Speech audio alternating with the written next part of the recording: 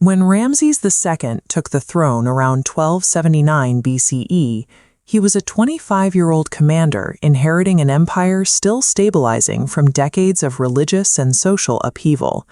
His first challenge was securing the borders.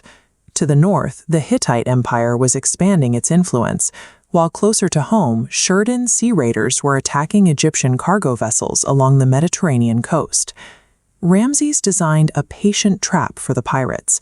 Instead of engaging them in the open sea, he hid his fleet at strategic river mouths and waited for the Sherdan to approach before launching a sudden, coordinated strike that captured the raiders in a single action. In a move that prioritized utility over punishment, Ramses integrated these captured fighters into his own elite bodyguard, identifiable by their horned helmets and heavy swords.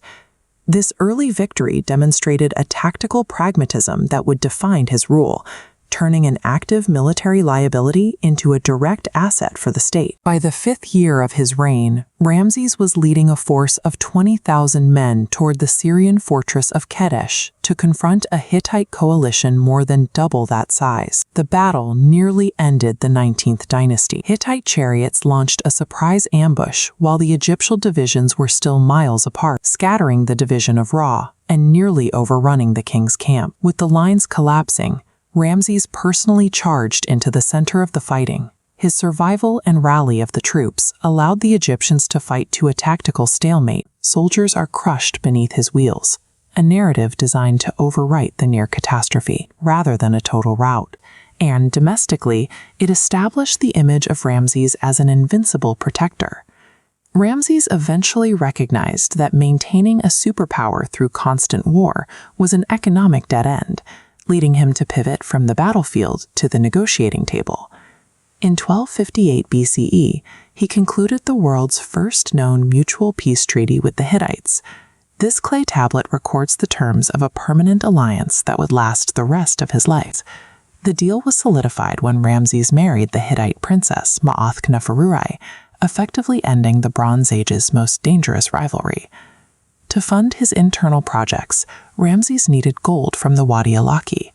Previous pharaohs failed here because the region was bone dry, but Ramses sent his engineers 60 kilometers deep into the desert to successfully drill into a permanent underground water table. This water source stabilized a mining district and filled the royal treasury with the gold necessary to reshape the landscape of the Nile. This wealth fueled a construction boom that included a brand new capital city, Pi-Ramesses, and additions to nearly every major temple in the empire. At sites like Abu Simbel, he ordered colossal seated statues nearly 70 feet high, utilizing massive scale to project absolute sovereignty over the southern border. Unlike the shallow reliefs of his predecessors, Ramses insisted his hieroglyphs be carved deep into the stone. This was a deliberate security measure. It made his records nearly impossible for later kings to sand down and erase. By the middle of his reign, the pharaoh had turned the entire landscape into a series of massive, unerasable billboards dedicated to his own accomplishments. Ramses eventually became a biological anomaly. He lived to the age of 90 and occupied the throne for 66 years. Because the average life expectancy was only 30, entire generations were born, lived, and died, knowing only one pharaoh. To his subjects, he seemed as permanent as the sun. He celebrated 14 royal jubilees, or Sed festivals, using these rituals to transform himself from a mortal king into a living god. This divinity was physically engineered into his architecture. Twice a year at Abu Simbel, the rising sun penetrates the temple's inner sanctuary and perfectly illuminates his seated figure alongside the other gods.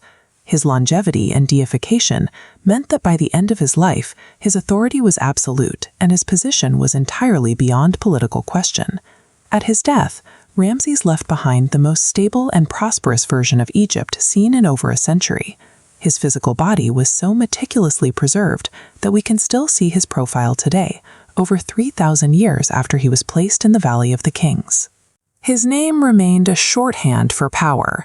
9 subsequent pharaohs took the name Ramses to link their own reigns to his success.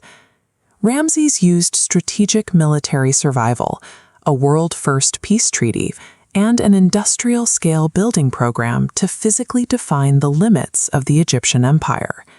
He created a visual and political standard for leadership that his successors would spend centuries trying to replicate.